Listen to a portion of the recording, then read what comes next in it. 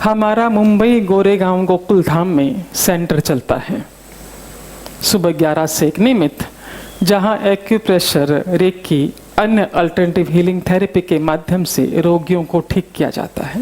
11 बजे सेंटर खुलता है। 10:55 हम सेंटर की ओर आगे बढ़ रहे थे कि पीछे से मेरा पल्ला मुझे किसी ने खींचता हुआ महसूस सा हुआ कि कोई पकड़ रहा है। मुड़कर देखा तो अंदाजन 35 साल की महिला है ना, और मुझसे बोली कि मेरे घुटनों में बहुत दर्द रहता है, तो डॉक्टर ने ऑपरेशन करने के लिए कहा है, पर ऑपरेशन अभी हम करवा नहीं सकते क्योंकि बच्चों की परीक्षाएं हैं, 2 महीने बाद करवाएंगे, बहुत कष्ट है। तो मेरा मन ये बोलता है कि यदि आप हाथ लगा देंगे तो ठीक हो जाएगा। हमने कहा हमारे हाथ लगाने से ठीक नहीं होगा, आप आके एक्यूप्रेशर ले लीजिए। बोले 4-5 दिनों से करवा रही हूँ पर मुझे फर्क नहीं मिला, मेरा बहुत मन, आप खाली छू दीजिए ठीक हो जाएगा। वो जिस तरह से बोल रही थी, हमने कन्विंस करना चाहा कि भाई हमारे हाथ लगाने से नहीं होगा, पर जो जिस भाव से वो बोलती जा रही थी, लिटरली गिड़गिड़ा रही थी, हमने कहा ठीक है तुम कैबिन में आ जाओ। हमारी एक्यूप्रेशर की टीम अलग है, हम खाली काउंसलिंग करते हैं। कैबिन में बुलाया, हमने उन्हें एक्यूप्रेशर देना शुरू किया। और एक्यूप्रेशर पॉइंट जो होते हैं बहुत अधिक पेनफुल होते हैं, तो जब पेशेंट को हम लोग देते हैं थोड़ी बातों में व्यस्त कर देते हैं ताकि उसका ध्यान डाइवर्ट हो जाए, हम ट्रीटमेंट दे सकें। और सहज ही हमने उससे पूछा कि बहुत अधिक दर्द किस वक्त होता है, चलने में, बैठने में, उठने में किस वक्त अधिक पेन होता है।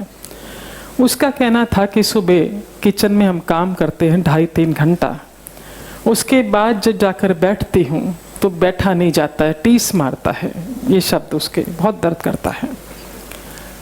तो शरीर से भारी थी।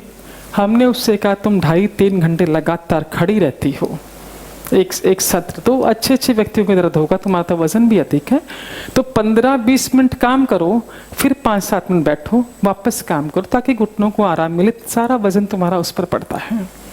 बोला कैसे बैठ सकती हूँ सुबह के वक्त, पानी भी उसी वक्त आता है, बच्चों का भी टिफिन होता है, इनका भी टिफिन होता है, अकेले मुझे सारा काम करना पड़ता है। और साथ ही साथ सासू माँ के बारे में बोलना शुरू कर दिया। घर में सासू माँ भी, पर मुझे बिल्कुल भी हेल्प नहीं करती, और सासू पुराण चालू कर दिया। समझा सासू पुराण किसको बोलते, समझा क्या? समझा, हाँ। सासू ऐसी है वैसी चालू कर दिया। हमने कहा कि उसने अपने ज़माने में बहुत काम कर लिया, अभी हमारा समय काम करने का है ना, उनका बुढ़ापा है, उनको आराम करना चाहिए। तो बोले क्या का बुढ़ापा, जब खुद की बेटी आती 3-3 घंटे चौके में बैठी रहती, ये बनाऊँ वो बनाऊँ वो बनाऊँ, और मुझे एक सब्जी काट के भी नहीं देती, ऐसा। और बोलना शुरू था सासू माँ के बारे में, और एक का एक क्लिक हो गया कि कल तो हमने स्वामी जी के उसमें सुना है, पढ़ा है कि निंदा नहीं करनी चाहिए, और ये तो माता जी की, सासू माँ की निंदा कर रही है, तो कहीं ऐसा तो नहीं उनके कर्म भोग रही हो। सहज ही भाव आया, मन में आया कि एक्सपेरिमेंट करके देखते हैं। हमने उससे कहा कि हम एक शर्त पर तुम्हारा इलाज करेंगे, क्योंकि बातों बातों वो मुझे बोल चुकी थी कि दिन भर सासू माँ से मैं इतनी परेशान रहती हूँ क्योंकि वो कुछ काम नहीं करती। रात को जब ये आते हैं उनके बेटे को बहुत सुनाती, तुम्हारी माँ ऐसी, तुम्हारी माँ ऐसी, तुम्हारी माँ ऐसी है। दिन भर में जो माँ करती है उसको सारी निंदा रात को हस्बैंड के सामने। हमने उससे कहा कि एक शर्त पर तुम्हारा इलाज हम खुद करेंगे कि तुम्हें सासू माँ की निंदा बंद करनी होगी और उनकी बड़ाई करनी होगी। बोली बड़ाई हमसे नहीं होगी, क्लियर बोल दिया, है ना। निंदा भी सोचना पड़ेगा। मैंने कहा फिर हम इलाज नहीं करने वाले, क्योंकि हमको तो एक्सपेरिमेंट करना था। बोले ठीक है निंदा नहीं करेंगे, पर बड़ाई हमसे नहीं होगी, क्लियर बोल दिया। सेकेंड डे आई, कुछ परिवर्तन नहीं था, पेन एज इट इज था, पर उसे मन में एक संतोष था कि हम कर रहे हैं तो ठीक हो जाएगा। हमने आते से पहला प्रश्न पूछा, कल निंदा करी क्या? बोला यहाँ तक आया। उसी ने जो एक्शन किया, पर हम नहीं बोले क्योंकि आपका डर था कि आप इलाज नहीं करोगे। और हमने उससे ये भी कहा था कि तुम तो करोगे नहीं निंदा, और यदि हस्बैंड भी करेगा माँ के बारे में कुछ तो आपको सुनना भी नहीं है। बोले नहीं वो तो नहीं करते, मैं ही करती हूँ। मैंने कहा चलो एक पक्ष है। थर्ड डे 2 दिन बीता, 2%, 3% थोड़ा अच्छा लगा। चौथे दिन बहुत खुश होकर आई, वेरी हैप्पी। आते से मुझे बोली, कल जो पॉइंट आपने दिया था ना, वो आज भी देना। मैंने कहा उससे बहुत आराम मिला क्या? बोले नहीं, घुटनों में उतना फर्क नहीं है, पर बरसों बाद मुझे बहुत अच्छी नींद आई। जो कॉलेज के जमाने में सोती थी, सुबह उठती थी, और कई समय से मैं साउंड स्लीप नहीं सोई हूँ। मेरे को बहुत पड़ी, मैं 10 बजे बिस्तर पड़ी से 6 बजे उठी, मुझे बहुत अच्छा लग रहा, नींद बहुत अच्छी हुई। तो जो पॉइंट आपने कल दिया था आज भी देना। हमने कहा 4 दिन से वही दे रहे हैं आपको, है ना, पॉइंट वही है, पर हो सकता है तुमने अपनी दिनचर्या में कोई परिवर्तन किया हो तो बताओ, उसका असर होगा कि नींद तुमको अच्छी आई है। उसने चीज़ें बताई, दिन भर में क्या किया। उसमें से एक चीज़ हमने पकड़ी, वो ये कि उसने कहा कि रात को हमने खाने में कैरी की लुंजी बनाई थी। लुंजी मालूम है क्या, मारवाड़ी है ना? हाँ। और पति को और बच्चों को लुंजी बहुत अच्छी लगी। खाते खाते बहुत बड़ाई कर रहे थे, तो मेरे मुंह से सहज निकला कि मेरे पीहर में तो लुंजी बनती नहीं है, ये रेसिपी तो माँ की है, माँ जी की है ना। उनसे सीख के मैंने बनाया। माँ जी टेबल पर ही थी, बड़ी खुश हुई। मैंने उनसे कहा, देखो वो उसकी आत्मा को खुश किया ना, वो वाइब्रेशन से आपको नींद अच्छी आई। अब चूंकि थोड़ा उसे अच्छा महसूस हो रहा था, तो मुझसे बोली, अभी आप जो बोलोगे वो करने को तैयार हूं, बस मुझे ठीक कर दो। हमने कहा सासू माँ की बड़ाई कर दो। बोला करेंगे करेंगे, क्योंकि स्वाद आ गया था स्वस्थता का, है ना। उसने लिया लगभग 14 दिन पूरी तरह ठीक होने में, है ना। इस बीच उसका डॉक्टर के साथ भी अपॉइंटमेंट था, क्योंकि ट्रीटमेंट तो चल ही रहा था डॉक्टर के साथ। वो मिलने के लिए भी गई थी। डॉक्टर ने रिपोर्ट्स देखी और कमरे में चलते हुए उसे आते हुए देखा। डॉक्टर ने क्या कहा पता है? कि तुम्हारी रिपोर्ट्स कहती है कि तुम्हें ऑपरेशन की जरूरत है, पर तुम्हारी चाल बता रही की जरूरत नहीं है। यदि दर्द नहीं है तो ऑपरेशन की जरूरत नहीं है, अभी रुकते हैं, जब बहुत पेन होगा तब देखेंगे, फिलहाल नहीं करना है। तो जो थेरेपी तुम कर रही हो कंटिन्यू रखो। ये डॉक्टर के शब्द थे, है ना। हाँ, तो मैं मुझे आके बोली, उसने ऐसा बोला है। मैंने कहा, उसने कहा निंदा चुगली मत करो। ये ऐसा पेशेंट था कि ये ठीक होने के बाद उसके हस्बैंड हमें धन्यवाद करने आए। ऐसा बहुत कम होता है कि ठीक होने के बाद वो लोग धन्यवाद करके जाए। 50 को ठीक करते तो मुश्किल से 2 जना के धन्यवाद करते हैं। इसके हस्बैंड मिलने के लिए आए, बहुत धन्यवाद किया कि हम लोअर मिडिल क्लास हैं, ऑपरेशन का इतना खर्चा लगता, ये ठीक हो गई, बच गया, नॉर्मल है। मतलब सबसे बड़ी बात ये ठीक हुई, इसकी तो खुशी है ही मुझे।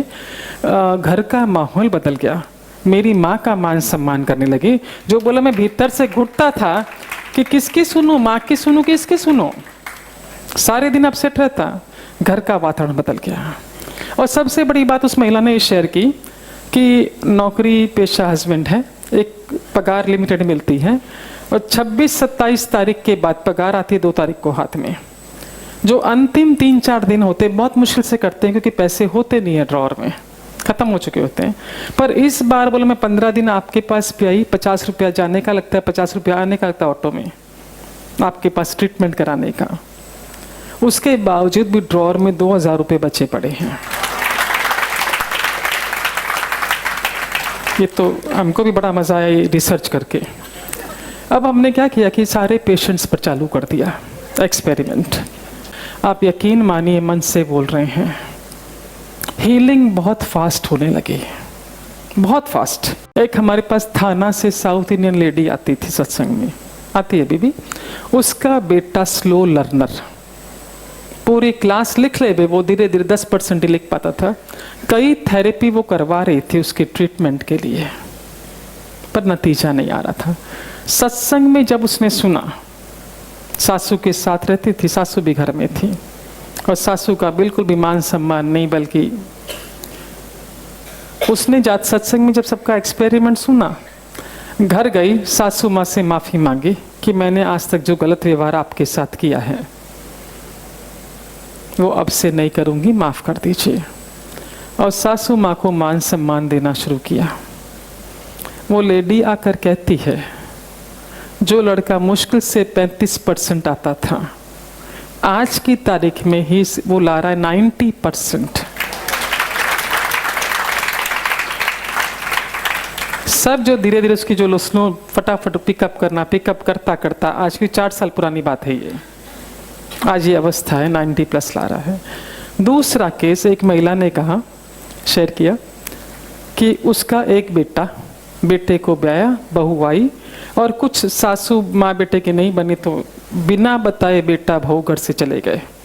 कहाँ गए ये भी समाचार नहीं। उसने 2-4 बार हमसे आके कहा ये बात कि वो कहाँ गए मालूम नहीं है और उनका कोई फ़ोन भी नहीं आता है। हमने कहा उनका नहीं आता तुम कर लो। इसने करना शुरू किया पर बेटा भी फ़ोन काट देता, बहू भी फ़ोन काट देती, कोई संपर्क नहीं। आके मुझसे बोले वो काट देता है फ़ोन। हमने कहा अपनी प्रार्थना चालू रखिए और फ़ोन करना चालू रखिए, किसी दिन तो उठाएगा वो। एक दिन उठाए बेटे ने, चिल्लाए जोर से कि क्यों परेशान करती, तुमसे कोई संबंध ही नहीं है हमारा, छोड़ दिया।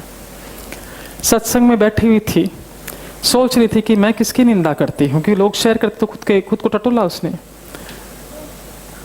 तो उसको एहसास हुआ कि शाम को जब राउंड मारने जाती है, सोसाइटी में वॉक करने जाती है, तो बिल्डिंग के सामने 8-10 महिलाएं घेरा बना के बैठती है और जो महिला नहीं आती उसकी चर्चा। देख अपने आप ही बोला, मैंने तो कुछ बोला ही नहीं। सत्संग से जाने के बाद उसने कहा उन अपने ग्रुप को कि यदि देखो तुम लोग किसी की निंदा चुगली बुराई करोगे तो मैं तुम्हारे साथ नहीं बैठूंगी, मैं मेरा वॉक करूंगी, क्योंकि मैं सत्संग में बोला गया नहीं करना, दूसरों के कर्मों को हम अपने सर नहीं लेना है। तो महिलाएं हंसने लगी कि चुगली नहीं करेंगे तो टाइम पास कैसे होगा। बोला मुझे तुम्हारे साथ नहीं बैठना। बोला मैंने वॉक करना चालू कर दिया, माला करती वॉक करती। तीसरे दिन बेटे का फोन आता है, माँ कैसी हो। थर्ड डे जन्मदिन भी माँ का आया तो सत्संग में मिठाई लेकर आया था सेलिब्रेशन के लिए।